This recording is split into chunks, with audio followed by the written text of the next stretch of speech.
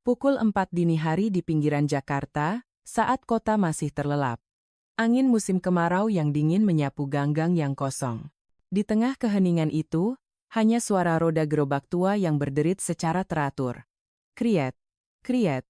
Pramono Adhi, 78 tahun, mendorong gerobaknya dalam diam.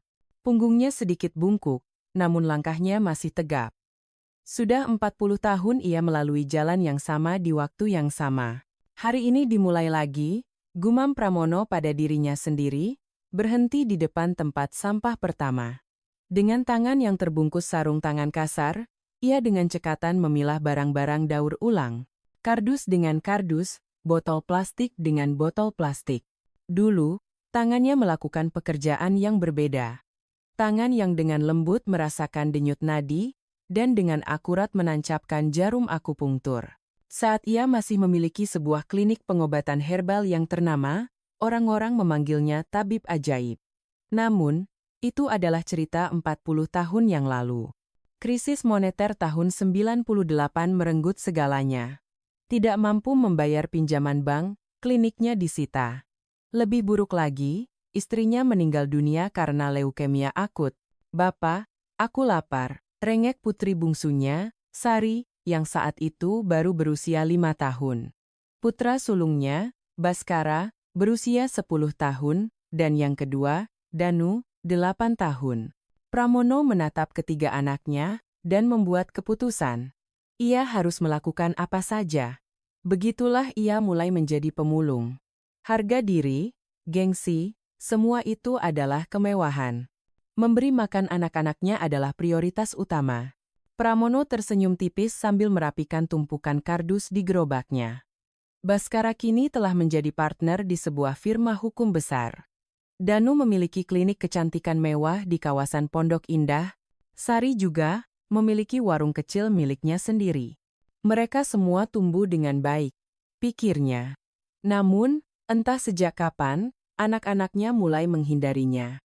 Mereka tidak pernah datang saat Lebaran, bahkan melupakan hari ulang tahunnya. Pramono mengeluarkan ponsel tua dari sakunya. Ada satu pesan yang belum dibaca. Dari kantor kelurahan. Pemberitahuan. Proyek pembangunan stasiun MRT. Prosedur ganti rugi lahan. Ia membaca pesan itu berulang kali. Tanah tempat lapak pemulungnya berdiri selama 40 tahun, termasuk dalam area pengembangan proyek. Pukul 8 pagi, Pramono kembali ke lapaknya. Tempat itu sempit dan gelap seperti gudang, namun baginya, itu adalah ruang yang menyimpan 40 tahun kehidupannya. Di salah satu sudut, tumpukan buku yang dibungkus plastik menumpuk. Semuanya adalah buku-buku medis dan herbal. Setiap kali ia menemukannya saat memulung, ia akan menyimpannya. Serat Centini, Usada Bali, Primbon Jawa. Jejak-jejak masa lalunya sebagai seorang tabib. Pramono membuka sebuah kotak jamu kayu yang sudah tua. Kotak peninggalan istrinya. Di dalamnya, ada setumpuk dokumen yang sudah menguning. "Pak, tolong simpan ini baik-baik. Suatu saat nanti pasti akan berguna," suara terakhir istrinya terngiang di telinganya. Pramono mengeluarkan dokumen itu dan membukanya. Itu adalah sertifikat tanah yang dibuat 40 tahun lalu. Yang mengejutkan, luas tanah yang tertulis di sana jauh lebih besar daripada yang tertera di data pertanahan resmi. Pramono memutuskan untuk menemui seorang pengacara. Tentu saja, bukan putranya, Baskara. Baskara bahkan menyembunyikan fakta bahwa ayahnya adalah seorang pemulung. "Pak Pramono, jika sertifikat ini asli, maka uang ganti rugi yang akan Bapak terima luar biasa besar. Sekitar 200 miliar rupiah, kata pengacara itu. Pramono merasa napasnya berhenti. 200 miliar. Uang yang tak pernah bisa ia bayangkan seumur hidupnya. Malam itu, Pramono menelepon anak-anaknya. "Baskara, ini Bapak." "Oh, Bapak. Aku sedang sibuk mempersiapkan kasus besar. Nanti aku hubungi lagi." Telepon ditutup. Hati Pramono terasa nyeri. Ia menelepon Danu. "Danu, lapak Bapak akan digusur." "Aduh, Pak. Aku sedang di lokasi mengawasi renovasi klinik. Kalau tidak mendesak, nanti saja ya." Terakhir, ia menelepon Sari. Sari, Bapak hanya ingin mendengar suaramu. Bapak, ada apa? Lapak Bapak akan digusur? Ya ampun, lalu bagaimana? Sebentar ya Pak, ada pelanggan. Maaf, Pak, warung sedang ramai sekali. Nanti malam aku telepon lagi ya. Pramono meletakkan teleponnya. Ketiga anaknya, dengan alasan sibuk, mengabaikan kesulitan ayahnya. Ia berdiri di depan cermin. Kerutan yang dalam, rambut yang memutih, punggung yang bungkuk. Kapan ia menjadi setua ini? Aku hidup 40 tahun demi kalian, bisiknya. Matanya memerah, namun ekspresinya segera mengeras. Baiklah, ini kesempatanku untuk melihat. Untuk melihat apa yang sebenarnya ada di hati kalian. Ia memilih pakaiannya yang paling usang. Sengaja mengacak-acak rambutnya. Kotoran di bawah kukunya ia biarkan. Penampilan sempurna seorang pemulung tua yang miskin. Ia menatap kotak jamu tua itu sekali lagi.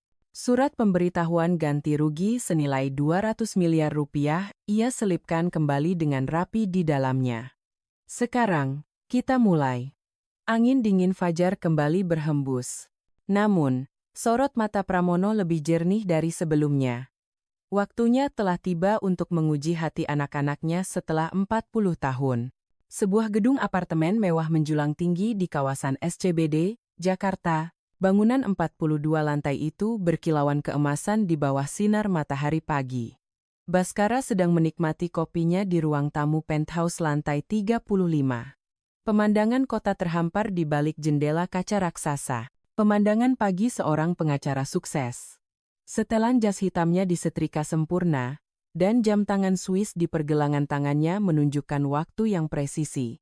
Istrinya, Riana, masuk ke ruangan, mengenakan gaun dari desainer ternama. Parfum mahal dari Prancis menguar lembut. Sayang, malam ini ada pesta perayaan firma, kan? Tentu saja. Hari ini aku akan diumumkan secara resmi sebagai partner, suara Baskara penuh dengan kebanggaan. Menjadi partner di firma hukum besar setelah 15 tahun adalah pencapaian luar biasa. Setidaknya, itulah yang ia yakini. Putranya yang berusia 16 tahun, Dimas, keluar dari kamar. Seragam sekolah internasional ternama tampak pas di tubuhnya. Saat itu, ponsel Baskara berdering. Bapak. Ekspresi Baskara langsung mengeras. Senyumnya lenyap. Ia membalikkan badan agar Riana tidak melihat layar ponselnya. Halo? Suaranya menjadi dingin, sangat berbeda dari suara ayah yang hangat beberapa saat sebelumnya. Baskara, ini Bapak. Apa kamu ada waktu hari ini? Ada hal penting. Pak, sudah aku bilang hari ini ada acara penting, potong Baskara dengan nada jengkel. Riana menatapnya dengan curiga, tapi Baskara memberi isyarat bahwa semuanya baik-baik saja. Tapi sebentar saya. Nanti aku bunyi lagi. Baskara mematikan telepon dengan kasar. Siapa, sayang? Tanya Riana. Oh, hanya guru lamaku. Beliau sudah sedikit pikun, jadi sering menelepon sembarangan. Kebohongan itu meluncur begitu saja dari mulutnya. Malam itu, pukul 7, pesta perayaan firma diadakan di Hotel Bintang 5 termewah di Jakarta. Lampu kristal berkilauan, suara gelas anggur beradu terdengar di mana-mana. Para petinggi hukum dan bisnis di Jakarta berkumpul di sana. Baskara naik ke atas panggung untuk memberikan pidato. Saya benar-benar memulai semuanya dari nol. Tidak ada warisan apapun dari orang tua saya. Ayah saya meninggal saat saya masih kecil, dan ibu saya membesarkan saya seorang diri. Tepuk tangan membahana. Sebuah kisah inspiratif dari pengacara yang sukses berkat usahanya sendiri. Baskara tersenyum dan menundukkan kepala. Tetapi saat itulah, Baskara. Sebuah suara tua terdengar dari pintu masuk. Suara yang bergetar dan penuh harap. Wajah Baskara menjadi pucat. Ia menoleh perlahan. Pramono berdiri di sana. Mengenakan pakaian kerja paling lusuh, dengan kantong plastik hitam di tangannya. Celananya ternoda oli, dan sepatunya berlubang. Ia datang langsung dari lapaknya. Maaf, Bapak ini siapa? Seorang petugas keamanan mencoba menghalanginya. Itu anakku. Baskara. Pramono melambaikan tangannya yang gemetar. Semua mata di pesta itu tertuju padanya. Orang-orang mulai berbisik, Baskara berjalan cepat, dan mencengkeram lengan Pramono, menariknya keluar. "Bapak kenapa datang ke sini?" Suara Baskara bergetar karena marah dan panik. "Rumah Bapak mau digusur, Bapak tidak punya tempat tinggal." Suara Pramono mengecil. "Tapi bukan di sini tempatnya. Bapak tahu kan posisiku sekarang." Baskara melihat sekeliling dengan cemas. Apa seorang ayah tidak boleh menemui anaknya? Mata Pramono berkaca-kaca. Baskara mengeluarkan dompet dan menarik beberapa lembar uang ratusan ribu. "Ambil ini, cari penginapan atau hotel kecil. Nanti aku hubungi Bapak." Uang itu ia selipkan ke tangan Pramono yang keriput. Saat itu, pintu terbuka dan Riana keluar. "Sayang, ada apa? Semua orang menunggumu." Riana menatap Pramono dari atas ke bawah dengan jijik, sedikit menutupi hidungnya. "Ini siapa?" "Oh, hanya seorang bapak tua yang tersesat. Aku sedang membantunya mencari jalan." "Pak, area ini terlarang untuk umum. Silakan pergi," kata Riana dengan nada sedingin es. "Baik, saya akan pergi." Pramono berbalik dengan punggung yang terasa semakin bungkuk. Saat pintu lift tertutup, Pramono melihat pantulan dirinya di cermin. Seorang lelaki tua yang menyedihkan. Air mata menggenang, tapi ia menahannya. Kembali di pesta, seorang rekan bertanya, "Baskara, tadi itu siapa?" "Ah, sepertinya orang tua yang sudah pikun dan salah masuk gedung. Kasihan, ya, seharusnya anak-anaknya merawatnya dengan baik." "Betul sekali. Banyak sekali anak durhaka zaman sekarang." Baskara ikut tertawa bersama mereka, seolah-olah ia baru saja tidak mengusir ayahnya sendiri. Di jantung kawasan Pondok Indah, sebuah bangunan 20 lantai, dengan papan nama raksasa klinik, kecantikan DR Danu berkilauan. Danu sedang memimpin rapat pagi di ruang direktur. Dinding ruangannya penuh dengan piagam dan sertifikat yang membuktikan kesuksesannya. Ponselnya berdering. "Bapak." Wajah Danu langsung masam. "Iya, Pak." Suaranya ketus. "Danu, Bapak ada urusan mendesak." "Pak, aku sibuk sekali. Cepat katakan ada apa." "Lapak Bapak akan digusur, Bapak." "Oh, soal itu, nanti aku urus. Aku sedang sibuk sekali sekarang." Danu menutup telepon. "Telepon spam," gumamnya pada sekretarisnya. Sore harinya, sebuah pesta VIP dimulai di lounge lantai teratas kliniknya. Istri-istri pejabat, selebriti terkenal, dan para sosialita berkumpul. "Dokter Danu hebat sekali, bisa membangun klinik semegah ini dari nol," puji seorang istri pejabat. "Ah, Ibu bisa saja. Ini hanya keberuntungan," jawab Danu dengan rendah hati, meskipun dalam hati ia sangat bangga. Tiba-tiba, di pintu masuk lounge, seorang pria tua dengan pakaian kerja usang muncul. "Itu Pramono." "Danu," panggilnya. Pesta itu seketika hening. Semua mata tertuju pada Pramono.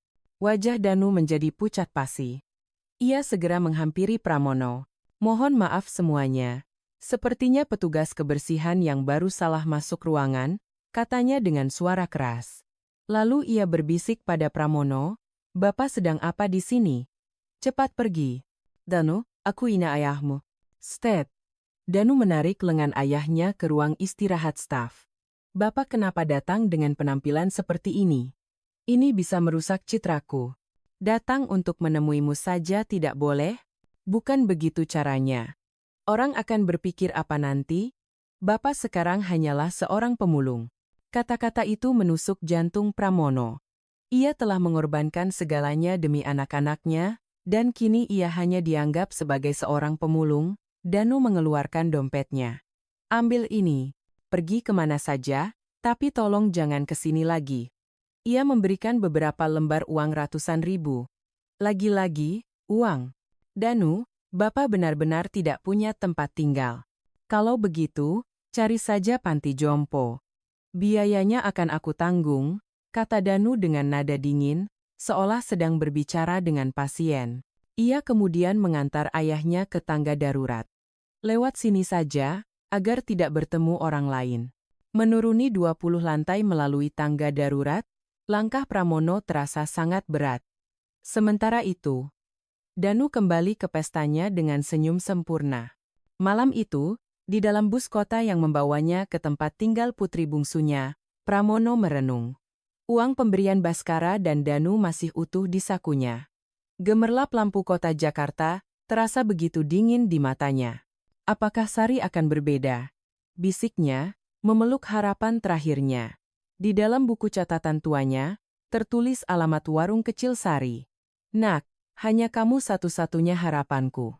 Di sebuah sudut pasar tradisional yang ramai, di ujung sebuah gang sempit, terdapat sebuah warung makan kecil.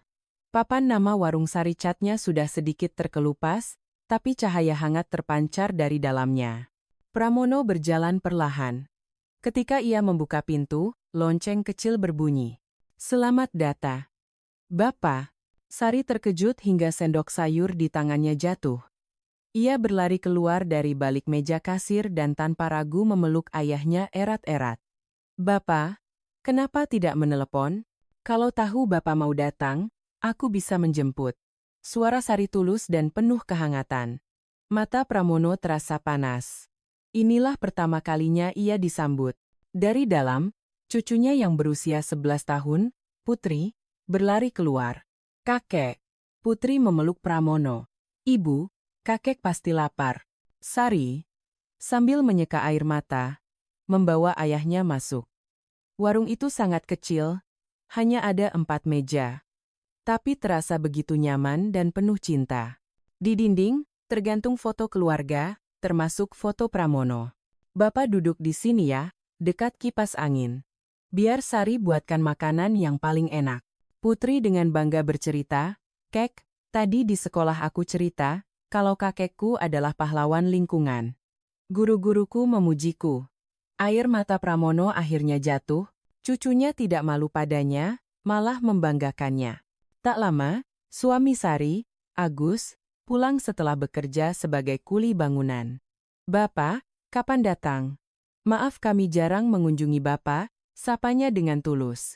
Sari menghidangkan nasi rames dengan lauk pauk lengkap dan sambal. Makanan sederhana, tapi dimasak dengan cinta. Makan yang banyak ya, Pak. Saat makan, Sari bertanya dengan hati-hati, Pak, aku dengar lapak Bapak akan digusur. Lalu bagaimana? Tidak apa-apa, Nak. Tinggallah bersama kami. Rumah kami memang sempit, tapi masih ada tempat untuk Bapak, kata Sari. Agus mengangguk setuju. Tiba-tiba, pintu terbuka dengan kasar. Baskara dan Danu masuk dengan wajah kaku. Sari, ternyata Bapak di sini, kata Baskara dingin. Mas, kenapa kalian ke sini? Kita harus membawa Bapak ke panti jompo. Ini yang terbaik untuknya, kata Danu tanpa basa-basi. Apa maksud Mas? Kenapa Bapak harus ke panti jompo? Sari marah. Lihat saja keadaanmu. Apa kamu sanggup merawat Bapak di warung sempit seperti ini? Cibir Baskara. Kedua kakaknya mengeluarkan brosur panti jompo mewah. Biayanya 10 juta sebulan. Kita bisa bayar berdua, kata Danu. Pramono, yang sejak tadi diam, perlahan berdiri. Jadi begitu menurut kalian? Suaranya bergetar. Ia menunjuk ke arah kotak jamu tua yang ia bawa. Sari, tolong ambilkan kotak itu. Pramono membukanya. Ia mengeluarkan satu persatu isinya. Ini akta kelahiran kalian. Ini ijazah SD kamu, Baskara. Ini surat penerimaan fakultas kedokteran kamu, Danu. Dan ini, lukisan pertama kamu, Sari. Mata Baskara dan Danu mulai berkaca-kaca. Teringat masa kecil mereka. Dan ini, Pramono mengeluarkan dokumen paling tebal di bagian bawah. Sertifikat tanah. Ini tanah yang Bapak dan Ibumu beli 40 tahun lalu. Baskara, dengan insting pengacaranya, merebut dan memeriksanya. Matanya terbelalak. Pak, luas tanah ini. Berbeda dengan yang ada di data pemerintah? Benar. 4 kali lebih luas. Dan karena itu, uang ganti ruginya juga berbeda. Pramono mengeluarkan surat resmi dari kantor pemerintah. Danu membacanya, tangannya mulai gemetar. Mas, lihat ini. Baskara mengambil surat itu. Dan matanya terpaku pada satu angka. 200.000 rupiah. 200.000 rupiah. 200 miliar. Suara Baskara tercekat. Kakinya lemas. Benar. Tanah yang Bapak jaga selama 40 tahun sambil memulung, kini bernilai 200 miliar. Baskara dan Danu saling berpandangan, wajah mereka pucat pasi. Ayah yang baru saja akan mereka kirim ke panti jompo, ternyata adalah pemilik 200 miliar. Bapak. Baskara berlutut. Kami salah besar, Pak. Maafkan kami. Danu juga jatuh tersungkur. Maafkan saya, Pak. Saya memang anak tidak tahu diri. Keduanya bersujud, mencium kaki ayah mereka. Angka 200 miliar telah meruntuhkan seluruh kesombongan mereka. Sari hanya bisa terdiam, syok. Cucu perempuannya, Putri, bertanya dengan polos, "Kakek, berarti sekarang kita kaya?" "Tapi kakek tetap kakekku, kan?" Pramono mengelus kepala cucunya. "Tentu saja. Kakek tidak akan pernah berubah." Ia menatap kedua putranya yang masih bersujud. "Sekarang kalian mengerti? Apakah Bapak baru terlihat berharga setelah kalian tahu ada uang? Saat Bapak tidak punya apa-apa, Bapak hanyalah beban bagi kalian." 6 bulan kemudian, musim gugur menyelimuti Jakarta dengan caranya sendiri. Daun-daun kering berguguran dan angin bertiup lebih sejuk. Kehidupan Pramono telah berubah sehangat musim semi. Warung Sehat Sari, klinik herbal Pramono menjadi buah bibir. Lantai 1 adalah warung yang menyajikan makanan sehat dengan resep herbal, dikelola oleh Sari. Lantai 2 adalah balai pengobatan gratis, tempat Pramono kembali menjadi seorang tabib setelah 40 tahun. Setiap pagi, puluhan orang miskin kota, pemulung, dan lansia terlantar sudah mengantri untuk mendapatkan pengobatan gratis. Pramono dengan sabar melayani mereka satu persatu. Ia merasa hidup kembali. Suatu sore, seorang tamu tak diundang datang. Baskara, penampilannya jauh dari pengacara sukses.